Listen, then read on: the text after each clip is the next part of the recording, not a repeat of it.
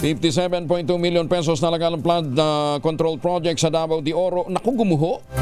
Detalye ng balita mula kay Jun Soter mula sa Action Radio Davao. May butag ni Jun.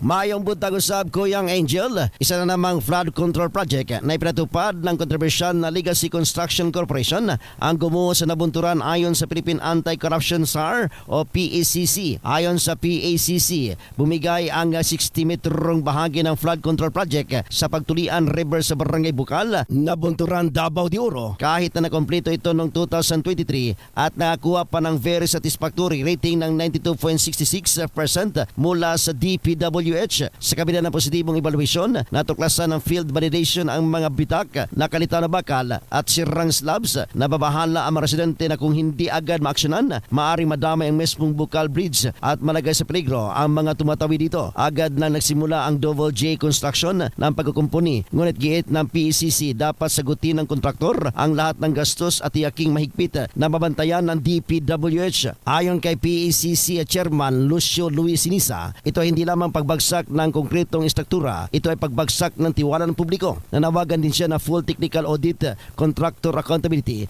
community protection at independent oversight mula sa COA at DPWH. Dagdag pa ng PECC, ang proyektong ito ay patunay na mahina at kulang sa malasakit na implementasyon ay maaaring magdulot ng panganib at pagkasayang ng pundo ng taong bayan. Ito si Jun Soter para sa DZRH. Una sa Pilipinas, una sa Pilipino.